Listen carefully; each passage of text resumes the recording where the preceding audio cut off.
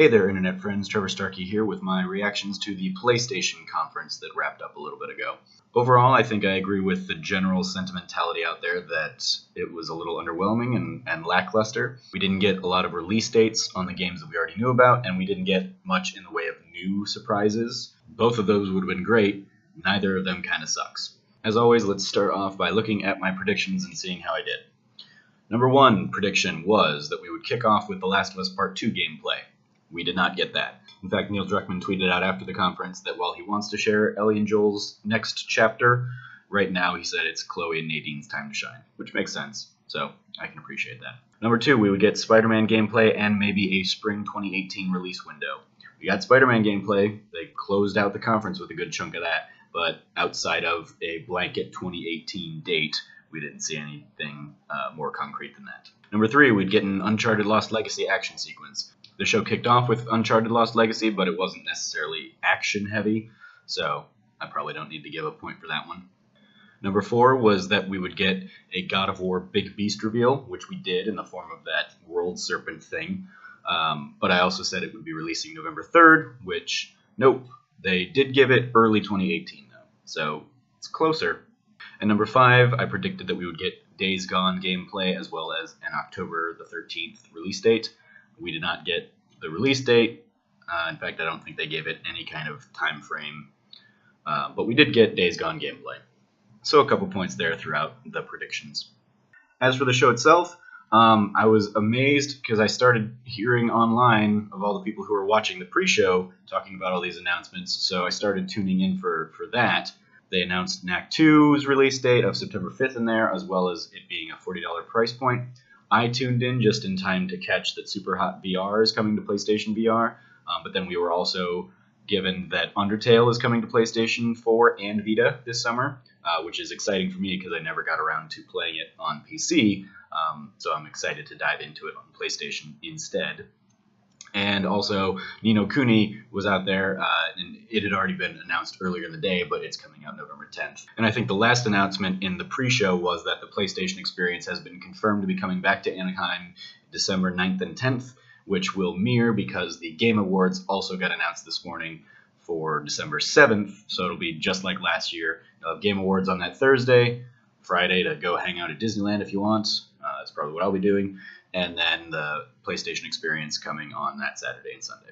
So that was what I caught in the pre-show. There's probably a ton of other stuff in there that they started to announce that I just didn't catch because I was like, it's the pre-show. They'll just be talking about nonsense. And ultimately, some of that nonsense was more impressive and interesting to me than some of the stuff they highlighted in the show.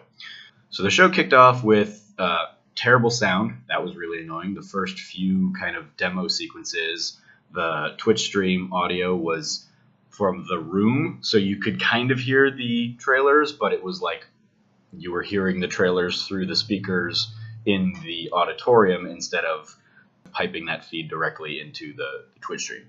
So that sucked, but they did kick off with a Lost Legacy trailer, and then they went into Horizon Story DLC called The Frozen Wilds, coming out later this year. Then they moved into Days Gone to show some of the gameplay there. Looks like a solid game, but it looks a little too samey to so many other things I'm seeing this generation.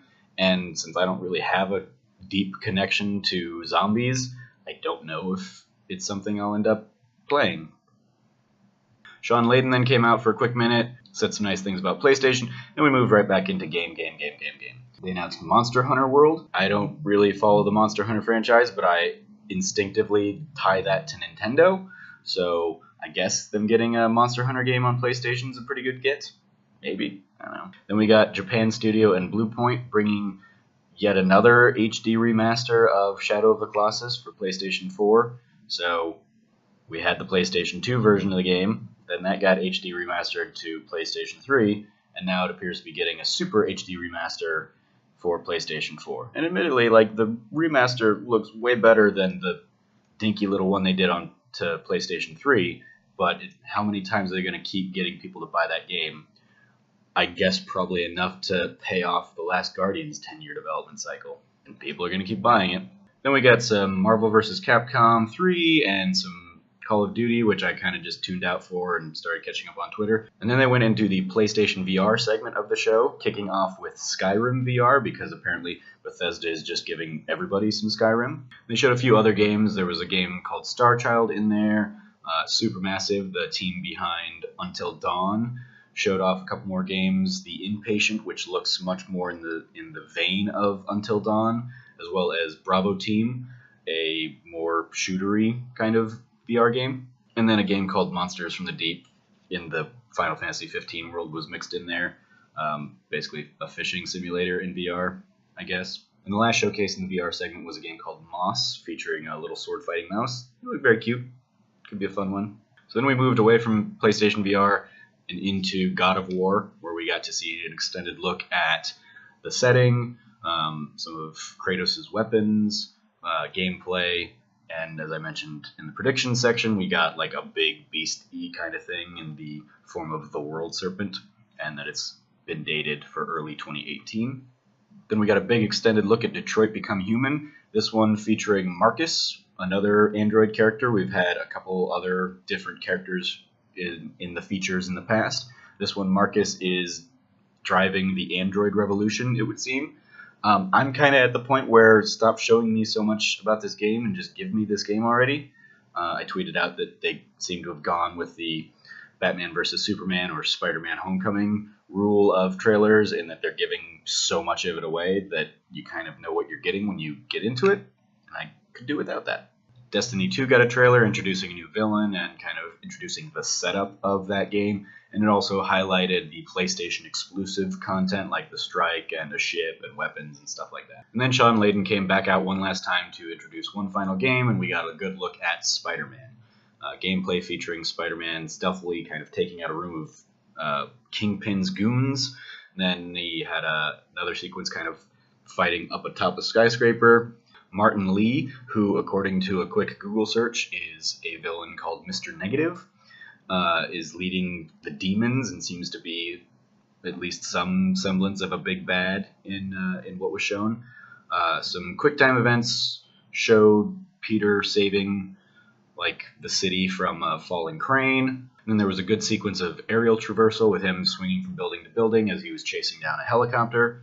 And then another QuickTime event as he basically had to use his powers and his web slinging to prevent that helicopter from crashing and hurting the civilians of the city. Dated for 2018. Then after they did a little hype montage to close out the conference, we got a little shot of Miles Morales taking some footage of Spider-Man in action. So it looks like he's going to be included in this universe as well. So like I said, kind of underwhelming overall. There really wasn't much in the way of new announcements or in the way of new information on the existing announcements.